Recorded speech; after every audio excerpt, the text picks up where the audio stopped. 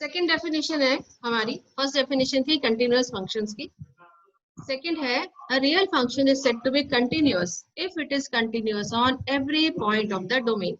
एक बार इसे ध्यान से पढ़िए, लिखिए।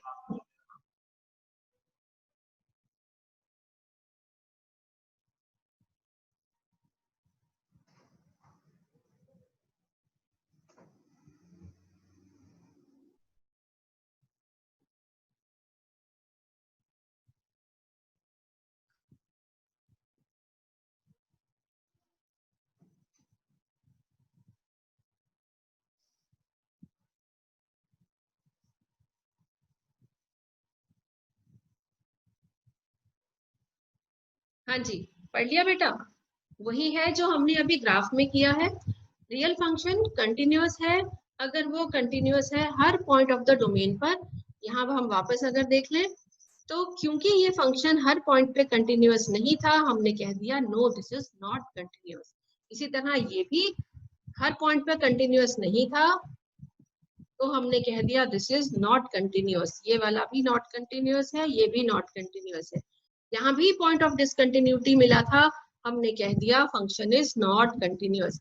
लेकिन जब बात आती है इंटरवल्स की, तो हम कह सकते हैं कि किसी पर्टिकुलर इंटरवल में वो फंक्शन कंटिन्यूअस है, लेकिन ओवरऑल ये फंक्शन कंटिन्यूअस नहीं है। तब होगा जब एवरी पॉइंट पे कंटिन्यूअस होगा। ठीक है, अब क्वेश्चंस करने के लिए बेटा हमें चेक करना पड़ता है क्या। क्वेश्चंस के लिए हमने जो फर्स्ट डेफिनेशन पढ़ी थी कि limit of f x should be equal to f c. कब? As x goes to c. ठीक है, तो फिर लिमिट के लिए हमें याद करना है left hand limit equal to right hand limit था ना। और अब ये एफ सी और लगा दें, एफ सी। और लिमिट, लेफ्ट हैंड लिमिट हम क्या लिखते थे? X tends to c minus एक पॉइंट है अगर सी, यहाँ लेफ्ट से सी के पास जाएंगे तो ये हो जाएगा लेफ्ट हैंड लिमिट, और राइट हैंड से सी के पास आएंगे तो ये हो जाएगा राइट हैंड लिमिट। यहाँ वाले नंबर सी प्लस एच होते हैं और यहाँ वाले नंबर्स सी माइनस एच होते हैं। ठीक है, सी से छोटे हैं इधर और राइट में सी से बड़े हैं, तो सी में कुछ प्लस होगा इधर और इधर सी में कुछ माइनस होगा। लिमिट निकालते वक्त हमें काम आता है। तो ये लिमिट्स हमें निकालनी होंगी बेटा, left hand limit, right hand limit, और टैली करेंगे उसकी वैल्यू एफ सी पे। ठीक है, सब सेम आ जाएगा तो हम कह देंगे कंटिन्यूअस है। कुछ भी डिफरेंट आया तो हम कह देंगे कंटिन्यूअस नहीं। ठीक है जी, ओके। अब ये कब निकालेंगे? ये तब निकालेंगे जब हमें कोई इंटरवल्स दिए होंगे। अगर हमें इंटरवल्स नहीं दिए होते हैं तो फिर हम उनको रियल वैल्यूड फंक्शंस मानकर सिर्फ लिमिट निकालते हैं। कैसे करेंगे अभी हम क्वेश्चंस देखेंगे, आपको सब क्लियर हो जाएगा। ओके, कुछ अलजेब्रा कर लेते हैं कंटिन्यूअस फंक्शंस की। हमारे पास मैंने ये जगह तो यूज कर ली। एफ और जी कंटिन्यूअस फंक्शंस हैं। F and g are continuous. ठीक है, तो एफ प्लस जी भी कंटिन्यूअस होगा if they are continuous at x equal to c. ठीक है, then f plus g is also continuous at x equal to c. f minus g is also continuous. f multiplied by g, f upon g, ये सब continuous होंगे अगर f और g दो functions अलग अलग हमें continuous दिए हुए। हमें 11th में याद है ना, हमने f plus g, f minus g, f dot g, f upon g ये सारे फंक्शंस किए थे, कैसे निकालने हैं, है ना?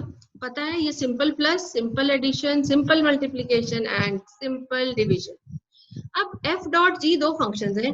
हम कंटिन्यूअस फंक्शन, हम कांस्टेंट फंक्शन को भी तो फंक्शन मानते हैं ना। मतलब व्हाट आर कांस्टेंट फंक्शंस? जैसे हमें अगर कोई दे दे f(x) इक्वल टू 2, ये कांस्टेंट फंक्शन है, इसकी वैल्यू चेंज नहीं हो रही, तो generally f(x) equal to k या gx इक्वल टू p सब कांस्टेंट फंक्शन है। l कुछ भी मान लो, कांस्टेंट फंक्शन भी अगर इन दोनों में से कोई हो, यानी कि हम अगर पर्टिकुलरली समझना चाह रहे हैं -1 मल्टीप्लाइड बाय f या -1 multiplied by g, they are also continuous. तो ये हमें इससे समझ में आ रहा है।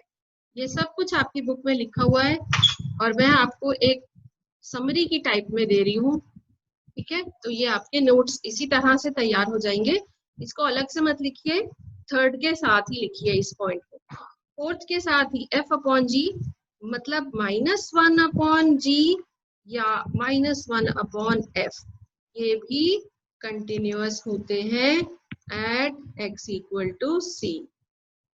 ठीक है जी,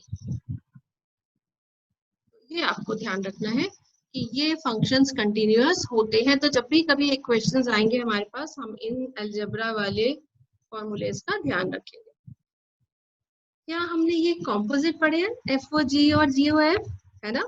तो कॉम्पोजिट फंक्शंस जो चैप्टर 1 में भी पढ़े थे हमने, ये कॉम्पोजिट फंक्शंस भी कंटिन्यूअस होते हैं।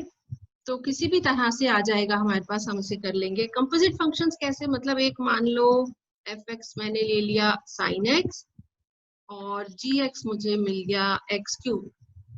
एफ ओ जी क्या लिख पाएंगे, एक्स की जगह ये वैल्यू डाल देंगे, मतलब हमारे पास आ गया साइन ऑफ एक्स क्यूब। तो अगर ये कंटिन्यूअस है साइन एक्स और एक्स क्यूब कंटिन्यूअस है, तो एफ ओ जी यानी साइन ऑफ एक्स क्यूब भी कंटिन्यूअस हो जाएगा। ठीक है, ये इसका मतलब है। Okay, so finally we are at our exercise.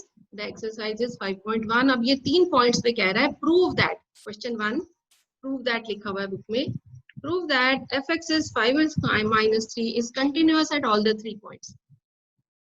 तो बहुत सिंपल हमें करना, बहुत सिंपल स्टेप्स तो करने हैं हमें।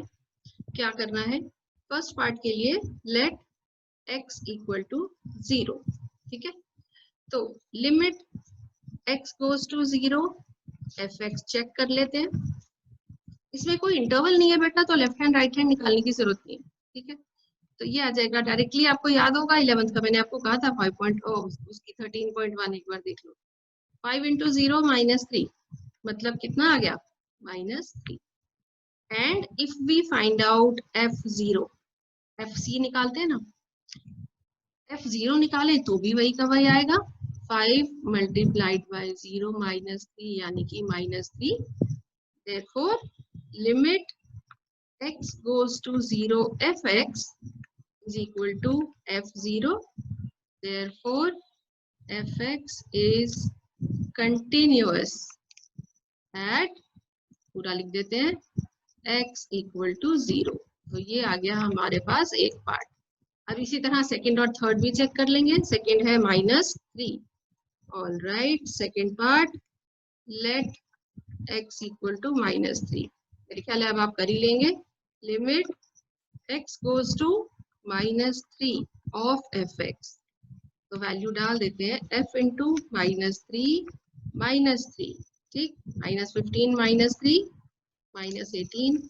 इसी तरह हम निकाल लेंगे f -3 which will again be -18. So therefore fx is continuous at x equal to -3, and beta similarly third part x equal to, let x equal to 5, आप इसे कंप्लीट कर लेंगे। ठीक है, so do it yourself, don't leave it, do it.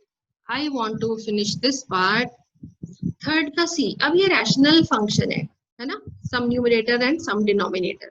तो क्या करें, अगर हम 11th वाली बात याद करें तो हमें क्या करना पड़ता है, this implies fx is equal to,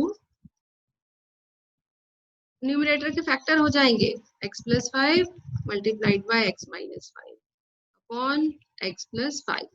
ठीक, सो न्यूमरेटर एंड डिनोमिनेटर से एक एक फैक्टर कैंसिल आउट हो गया, we get x minus 5। Okay, now x minus 5, this is a polynomial function,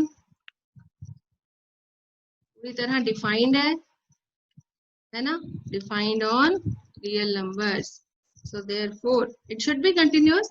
तो let c belongs to real numbers, domain में से कोई भी पॉइंट लेना है तो ले लेते हैं। लिमिट क्या आ जाएगी, x टेंड्स टू c, कोई पॉइंट इसमें दिया हुआ नहीं है बेटा, इसलिए हमें अपने आप लेना पड़ेगा एक point c। Let x tends to c fx, क्या लिखे फिर, c माइनस 5। ठीक है, एंड f c निकालें तो भी क्या आएगा, c माइनस 5।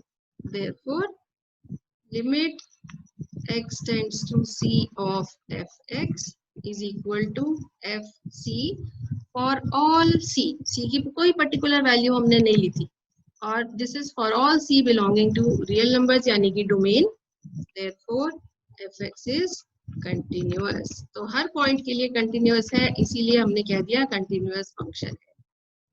ठीक है बेटा, ये इसका आंसर हो गया।